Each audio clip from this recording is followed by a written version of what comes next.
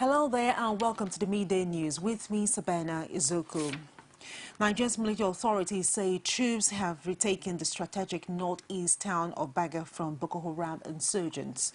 The town, located on the fringes of the Lake Chad, was the base of the multinational joint task force of the until recently, when insurgents took over the community alongside the military base. But Defense Headquarters on Saturday said through its Twitter feed that soldiers have pushed out the terrorists after a fierce battle. It noted that Boko Haram suffered heavy casualties and added mopping up operations are ongoing in the community and surrounding areas. A large number of Boko Haram insurgents have drowned in the Lake Chad as they fled the heavy bombardment by Nigerian Air Force, heralded the advance of troops on missions to flush out of Baga.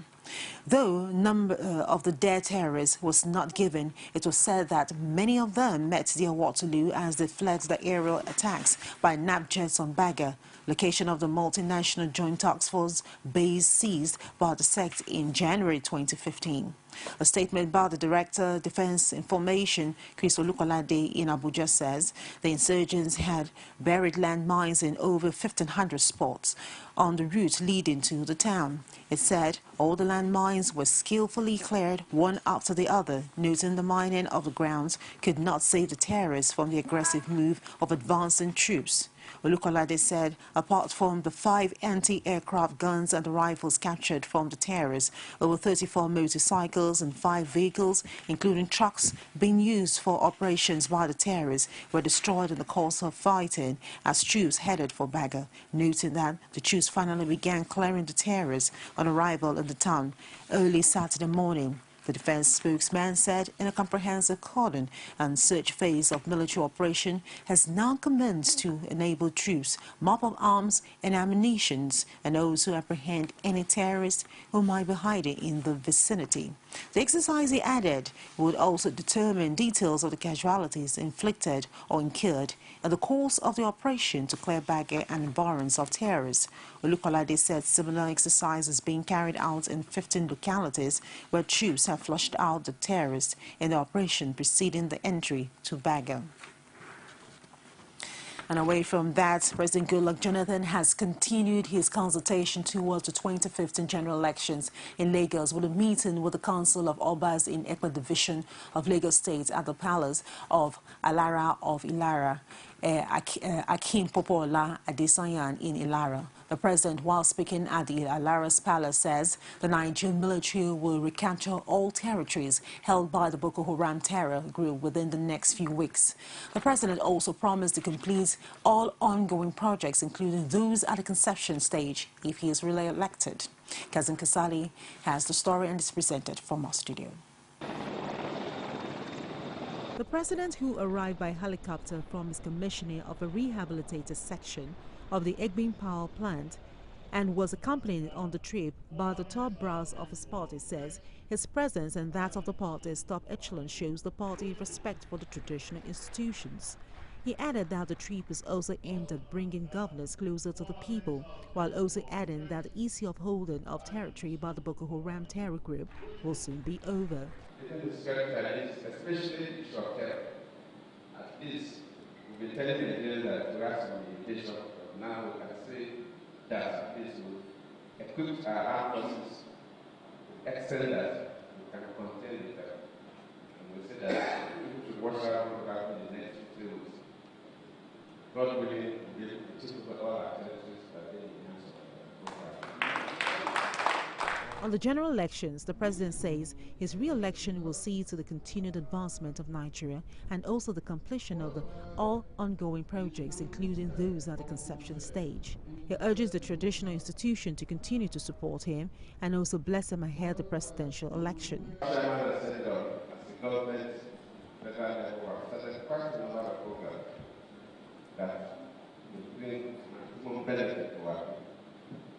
Most of them have gone to almost terminal level.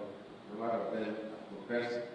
We believe that by giving the opportunity for the next 4 years, most of this will become. Responding on behalf of the Obas, Oloja of Ekpe, Hamaruddin Animashao, says The traditional institution will continue to support government at all levels, but also asks that the president bring more development to the division. One of our problems in the Prayer Division is about the electricity. We are far behind electricity problems in this division. Because like I said, it's a very big problem in this division. We have no light in months, years. In fact, I can say 4 years.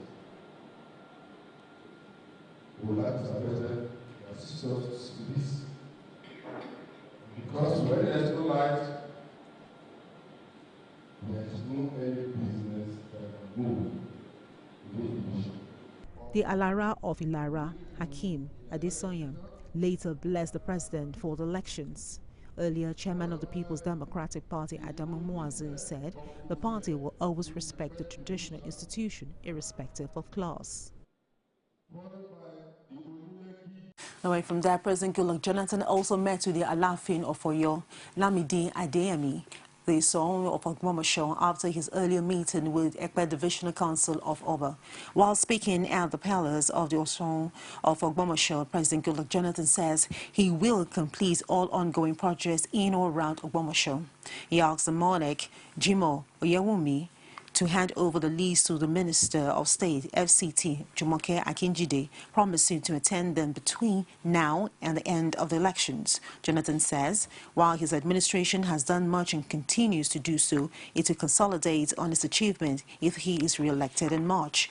He listed the areas his administration has transformed to include agriculture, education, power and health, amongst others. He said only the People's Democratic Party can implement the reports of the National Conference, while other parties will lock it up inside a cupboard. The president reiterated his position with his administration power reforms and full privatization of the sector. Nigeria will take power supply for granted within the next few years.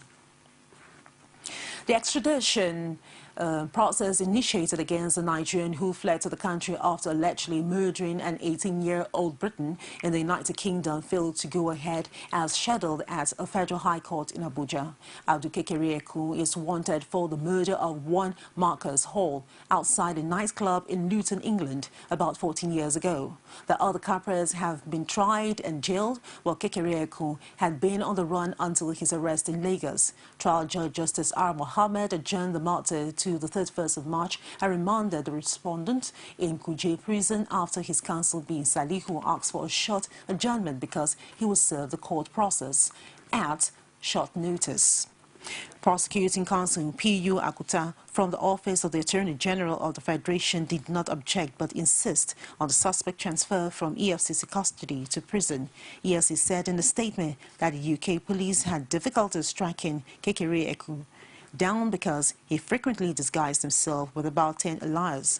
He was, however, arrested by operators of the Commission on the 12th of February 2015 with the support of the National Crime Agencies for identity theft-related offences, only for checks to reveal that he is on the wanted list in the UK.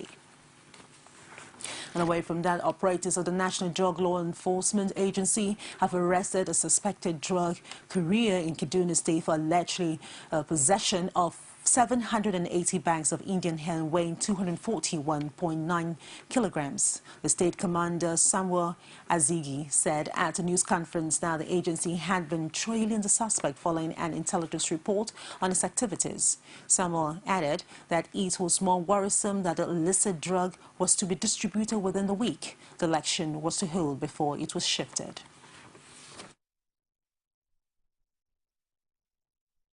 Certainly it would have been a very colossal destruction that would have done to this country if this Indian hemp had been allowed to go into circulation. This exhibit was supposed to be released into circulation at the week with the election, the general election was to take place in Nigeria. Because sometimes the parents don't monitor their movement. When they go out, they mingle with people of different characters and then they introduce them to so many vices. I finished my secondary school. No money to further my education. I went to the bush to look for a job. So I found them doing it, so I entered into it.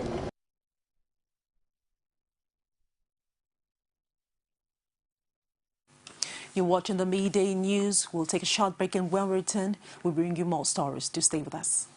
Every day, every hour, and every minute, news break in Nigeria. Things happen so fast, it's most times difficult to track and comprehend them.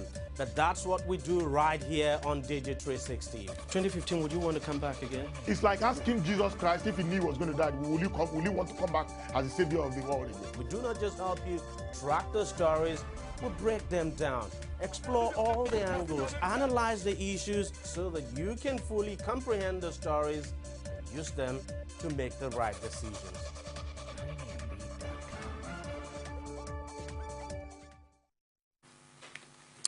Welcome back to the Midday News. You can also reach us on our Facebook, which is on facebook.com/CoreTV News. And on our Twitter handle, you can reach us on @CoreTV News NG. For news updates and other programs, you can reach us on our youtube.com/CoreTV Space and the news. The Ekiti State Governor Ayodele Fayose on Friday alleged that the All Progressive Congress presidential candidate Muhammadu Buhari, who travelled to the United Kingdom for a supposed working visit, is in a London hospital. According to him, Buhari is being treated at a hospital located at Cavendish Street, Cavendish Square, W2, London, West End, London. The governor said this had vindicated his earlier stand that Buhari was sick and lacked the required capacity to rule Nigeria. Speaking through his special assistant on public communication and new media, Liri Olayinka, the governor described the claim by the APC that Buhari would give a talk at the Royal Institute of International Affairs, Chatham House, London, as a deceit taken too far. He says he is not mocking Buhari or wishing him dead, but rather to expose the falsehood of APC and desperation of its leaders, especially Senator Bola Tinubu, to foist another Yaradua saga on Nigeria. The governor challenged the APC to prove him wrong, and the National Publicity Secretary of the APC, Lai Mohammed, however, said his party was not ready to join issues with unserious people, adding that those who are doubting General Buhari's working visit could not be taken seriously and that they should prove it. And away from that, presidential candidate of the All Progressive Congress, Muhammadu Buhari, has held the first of the consultative meetings in his itinerary in the United Kingdom. Former British Prime Minister Tony Blair was the first personality Buhari had a closed-door meeting with as part of efforts to brief key members of the international community on his agenda for Nigeria. The APC candidate was accompanied by two leading members of the opposition party, Ogun State Governor Ibikunle Amosu and Senator Bukola Saraki. A party source says Buhari will be holding a series of private meetings with policymakers in the UK to disabuse the minds about his alleged autocratic and Islamic tendencies. The Lagos State Governor Babatunde Fashola has said that his administration has done a lot to improve the living condition of the citizenry. Speaking at the interactive session with the State House correspondent at his Marina residence on Friday night, Fashola says that his administration had added value to governance. He described the attacks on his administration by the opposition as unfair, insisting that he had done so much to improve the living standard of the people since he assumed office in 2007. According to him, all the sectors of the state economy, including housing, education, revenue generation, have witnessed significant improvement under his watch as governor. Fashola also says that he has added value to the governors when he took over from his predecessor, Bola Tinubu. He, however, said the governors is a continuous process, stressing that it is not a finished job. I will never pretend to anybody that the job has finished. The governor described the governorship candidate of the All Progressive Congress, Akinwumi Ambode, as an experienced technocrat capable of moving the state forward. Answering questions on why the state retained its death penalty in its criminal law, Fashola says it was based on a survey which shows that the residents favor the death sentence for armed robbers and murders. And away from that, as the state of Lagos State Governor Fashola on the inability of the Lagos State PDP governorship candidate in the general elections, Jimmy Agbaje, to pay the land use charge of his pharmaceutical firm for some years continues to generate reactions. Fashola says the firm has remitted 500,000 naira out of the alleged over 1 million naira debt. The governor made the disclosure at media interactions with members of the Lagos State Governor's press crew at the Marina Government House. He says the remittance by the JK pharmaceutical firm vindicated his earlier statement on the issue. Same thing with his tax record. First, he said JK is not Jimmy Agbaje. JK Pharmacy, he has resigned. Now he has gone to pay 500,000 out of 1.6 million. He's still owing. He published some receipt about a few days ago that this is 500 and something thousand. So it's true now that he was owing 1.6. He's still owing. He must pay because that money belongs to the local government. Lagos State governorship candidate of the People's Democratic Party, Jimmy Agbaje, has promised the people of the state that he will deliver on ocean-based economy for the people of the state. He says just like the people of the north and other places rely on the most abundant resources to drive growth, he will drive growth through the ocean, and through that the addition of the value of all activities based around the ocean. Lagos, through Ekpe and Bejuleki axis, for example, can actually be the national fish processing zone or processing hub for Nigeria. That means that our fishermen don't have to catch fish and sell at any price on the day they catch fish. So you begin to talk about the value chain that is associated. They can store their fish. You begin to make, other things, sardines and things like that. So you begin to process. That is the beginning. From there, you look at the boats that they use. By the time they're able to store their fish, then they need bigger boats. You need to have people who begin to build those boats. So you want to know that in this part of the state, those boats will be built. You're going to use engines. People are going to repair the engines. They're going to talk about trawlers. You're going to talk about fishing nets. So, in diversifying the economy, which is the way forward, we're saying that that is some aspect that we have to look at. And that, in a nutshell, is what the ocean economy is talking about. And away from that, the multi-billion naira water storm project recently constructed by Edo State government to salvage the perennial flooding within Benin metropolis is now experiencing setback due to human activities. The project, built to convey flood water around the city, now grapples with waste and other byproducts from surrounding communities, and if not addressed, might endanger those living there. The report. The General Manager of Waste Management Board, Gillian Ochipu, said the disturbing trend is an act of sabotage and management was looking at ways to put an end to it. Actually mobilized all our resources, stopped every other assignment we are doing elsewhere to make sure that we come here to attend quickly to wonder our drains. The evidence is there that the drainage system has become their primary waste evacuation point, and then most of them channeled their drainage system from their homes into the stormwater project. It's a very bad situation. The Edo State Water Storm Project, initiated by Governor Adams Oshomole, led APC government in the Benin metropolis, was to address erosion and the perennial flooding in the city. The project was said to have gulped more than 30 billion naira under construction in other areas of the city. The government has therefore warned acts of sabotage will not be condoned, adding that the abatement notice will be served anyone who violates the directive. Chairman Edo State Environmental Committee Mokhtar Yusuf, who lamented the extent of human deposits and channeling of sewage to the canals, which he noted could have health implications, observed that an enlightenment campaign will be carried out to arrest this menace. After so much has been spent, taxpayers' money to construct beautiful canal like this that will actually channel the erosion to save lives and property, then you find out that our people, what the governor has done here, just want to sabotage it without, having to get waste manager to get their refuse. If you can actually take a look, you see people channeling their toilets, the pipes from their toilets into the drain, wastewater from their houses into the drain. And some even tie excreta, poo-poo, put inside the drain. So painful. in the area, because if you look at it, and if you don't actually, talk to them, first of all, we're going to talk to them. We're going to call them. We're going to enlighten them. If after we've done all that, we've enlightened them, we've made them see reasons whereby the drain is for them to protect their properties and all that, then after that one, I think we'll take the next step. A landlord in the area who spoke in Edo dialect on the disturbing situation said a meeting will be convened to address this ugly trend among landlords and residents in the area in order to forestall the reoccurrence.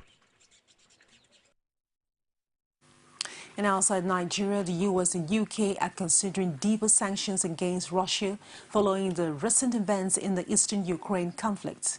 Speaking during a visit to London, US Secretary of State John Kerry accused Moscow of craven behavior in its support for the rebels undermining a ceasefire. But Kremlin spokesman says sanctions will not help solve Ukraine's crisis. The ceasefire agreed this month in Minsk has often seemed near collapse. Each side accused the other of multiple breaches of the truce in recent hours, but rebels announced a prisoner exchange as part of the ceasefire between 35 and 39 Ukrainian soldiers and 37 people held by the Ukrainian government are to be freed in the Lugansk region. Meanwhile, an advisor to Ukrainian President Yuri Byrykov says the Ukrainian death toll in last week's battle for the key town of Debaltseve was possibly 179 with 81 missing, a much higher figure than previously announced. The rebels took the strategic transport and hub spite of the ceasefire signed on the 12th of February, arguing the truce did not apply to the flashpoint town, forcing the government troops to retreat. The Ukrainian government, Western leaders and NATO say there is clear evidence that Russia is helping the rebels in eastern Ukraine with heavy weapons and soldiers. Speaking before talks with UK Foreign Secretary Philip Hammond, Kerry says additional sanctions were on the agenda. Kremlin spokesman Dmitry Peskov responded by urging the US and Europe to support the implementation of the Minsk agreement.